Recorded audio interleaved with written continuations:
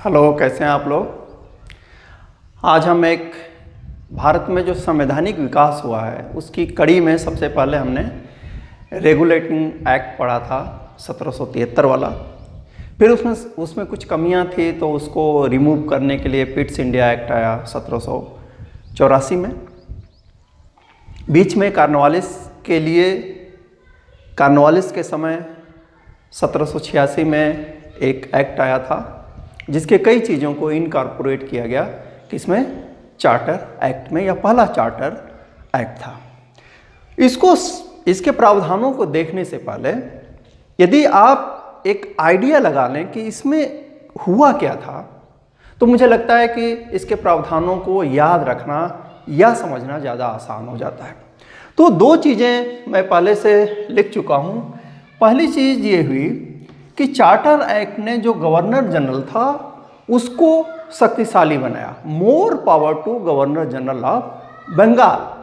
और दूसरी चीज़ कि इससे जो ब्रिटिश गवर्नमेंट थी, ध्यान रखिए कि जो शासन था भारत में वह ईस्ट इंडिया कंपनी का था। कंपनी अब भी थी, लेकिन उसके रहते हुए भी ब्रिटिश गवर्नमेंट 1773 से अपने पावर को धीरे धीरे बढ़ा रही थी। अब हमें इन दो बिंदुओं के आलोक में उन प्रावधानों को देखना है जो गवर्नर जनरल को शक्तिशाली बना रहे हैं और जो ब्रिटिश गवर्नमेंट को शक्तिशाली बना रहे हैं। तो वे प्रावधान क्या थे?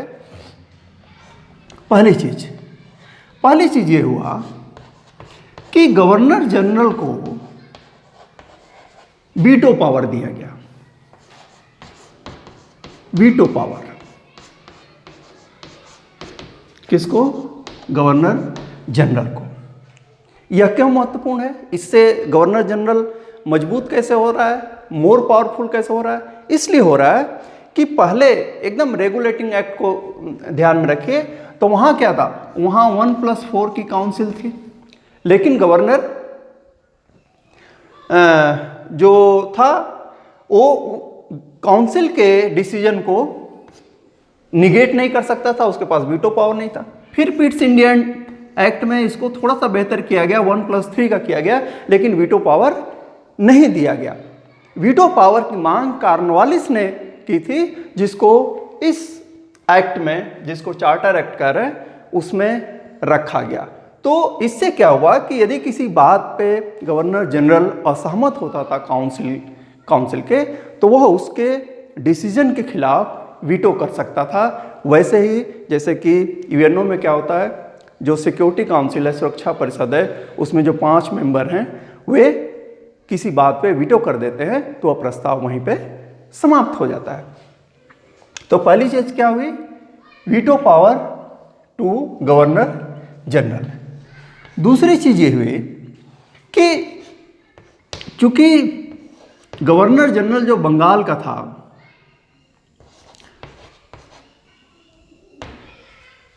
उसको शेष दोनों जो गवर्नर थे मद्रास और मुंबई के, उनके ऊपर सुपरविजन का पावर दे दिया गया था।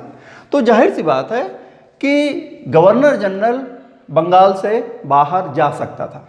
तो जब वह, इसमें यह कहा गया कि जब गवर्नर जनरल बंगाल से बाहर जाएगा तो वह वहाँ के प्रशासन की देख रेख के लिए, किसके लिए? प्रशासन। आखिर गवर्नर जनरल चला जाएगा तो प्रशासन कौन करेगा? तो उसके लिए उसको पावर दिया गया कि एक वाइस गवर्नर वह अपॉइंट कर सकता है, जो उसके पीछे, जो बंगाल, बिहार, उड़ीसा, यानी उस समय तो बंगाल ही कहते थे, उसका एडमिनिस्ट्रेशन को सुपरवाइज कर सके, देख सके। तो एक नई पावर उसको मिली, वाइस गवर्नर को अपॉइंट करने की। इससे भी क्या हुआ? वह अधिक शक्तिशाली हुआ। तीसरी चीज कि यदि गवर्नर जनरल, मान लीजिए यह कहां जाता है, मद्रास या बॉम्बे, वहां विजिट पे जाता है, तो इस समय जब गवर्नर जनरल मद्रास या बॉम्बे के विजिट पर है, वहाँ दौरा कर रहा है, तो यह कहा गया कि जितने समय तक वह इन प्रेसिडेंसीज में रहेगा उतने समय तक वह वहाँ के जो गवर्नर हैं, गवर्नर के निर्णय को क्या कर सकता था, ओवरराइड कर सकता था, यानी उसको बदल सकता था या अस्वीकार कर सकता था, या ये कहें कि अप्रभावी बना सकता था। जब गवर्नर जनरल मौजूद है, सीधी सी बात है, राजा साहब मौजूद हैं, तो वहाँ सामंतों की नहीं चलेगी। तो गवर्नर जनरल मौजूद है मद्रास या बॉम्बे में, तो उसकी चलेगी। वह गवर्नर्स के डिसीजन को क्या कर सकता था, ओवरराइड कर सकता था, उनको अप्रभावी बना सकता था। चौथी चीज जिससे कि गवर्नर जनरल पावरफुल होता है वह यह थी कि बिना अनुमति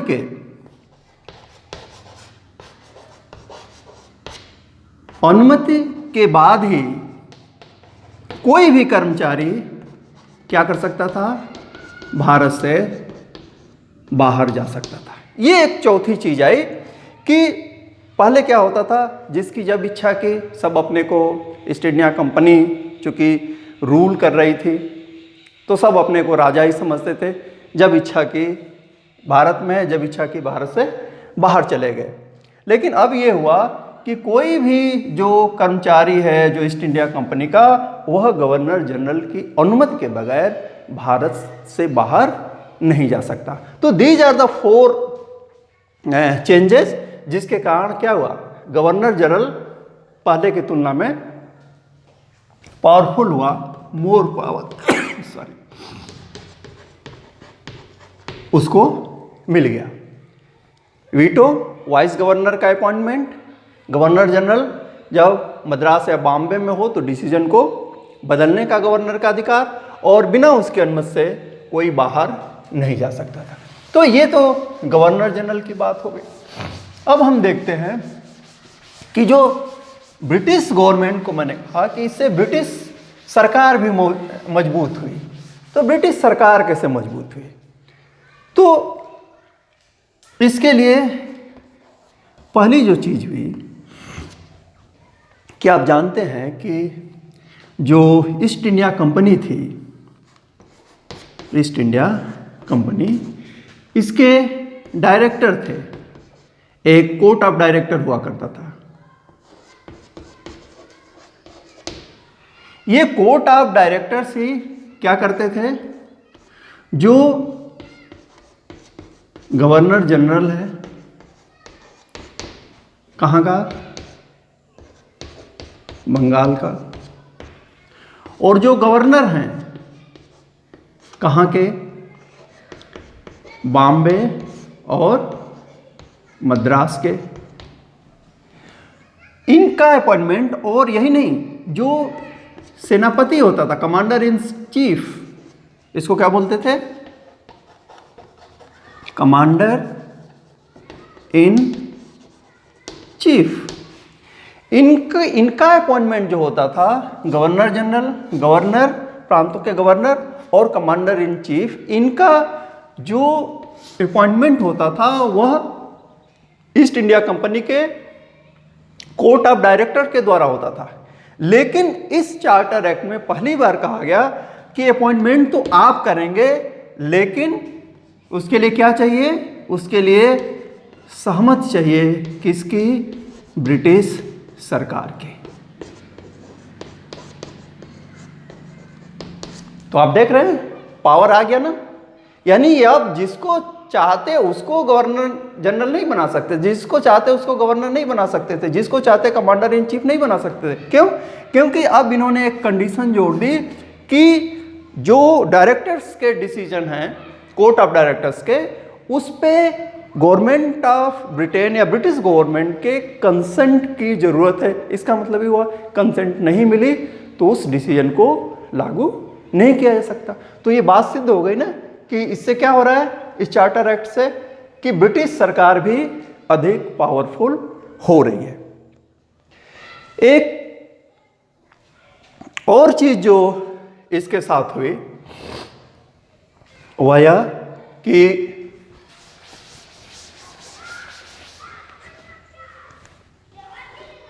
पहली बार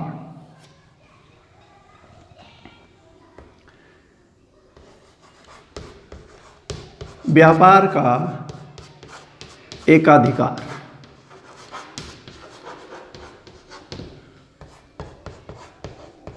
मोनोपोली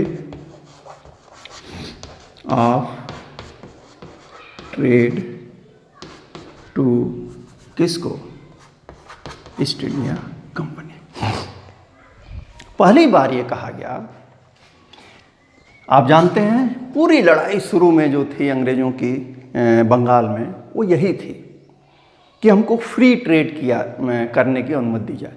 यहाँ तक कि उन्होंने बाद में जो दूसरी कंपनीज थी, चाहे वो फ्रेंच रहे हों चाहे पुर्तगालीज रहे हों, सबको उन्होंने बंगाल से बाहर किया। तो निर्विवाद रूप से ये अपनी मोनोपोली या एक अधिकार बनाए रखना चाहते थे।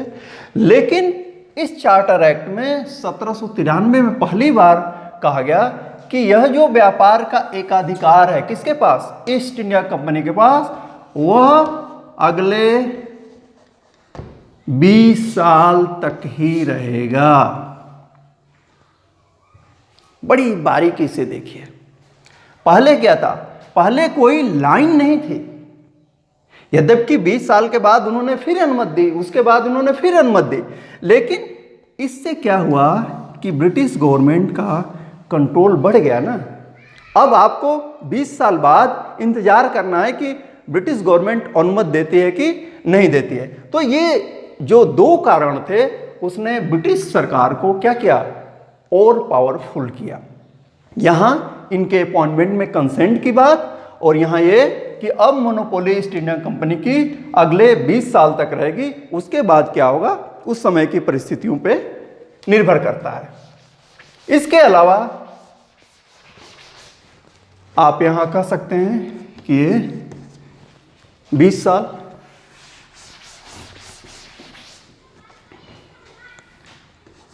20 वर्ष के लिए डिफाइन कर दिया गया ईस्ट इंडिया कंपनी के लिए। कुछ और छोटे मोटे जो चेंजेस थे, उसमें सबसे महत्वपूर्ण ये था कि जो board of control British government की तरफ से इसको क्रिएट किया गया था, उनके सदस्यों की जो सैलरी थी, सदस्यों का जो वेतन था, सैलरी, अब कहा गया, पहले यह ब्रिटेन से दिया जाता था, अब कहा गया कि यह कहाँ से दिया जाएगा? भारत से दिया जाएगा। देखिए एक बर्डन क्रिएट हो रहा है फिनेंशियल, किसके ऊपर? भारत के ऊपर। लेकिन हम तो गुलाम थे।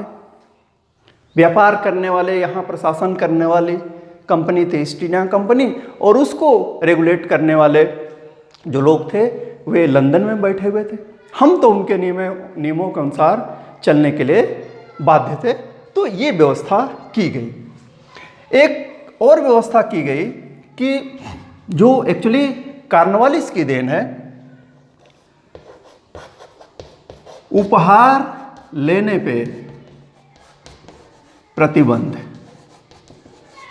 आप कहेंगे कि इसके पहले भी सर आपने बताया था कि ब्राइब या गिफ्ट लेने पर प्रतिबंध लगा था पिट्स इंडिया एक्ट में, लेकिन अब इसको और कड़ा करके कहा गया कि यह क्या है? एक पनिशेबल ऑफेंस है, दंडनीय अपराध घोषित किया गया। किसको? उपहार लेने को। अनेक बार यह बात करप्शन के संदर्भ में आती है कि नगद पैसा न लेकर के उपहार के नाम पे लोग ब्राइब लेते हैं।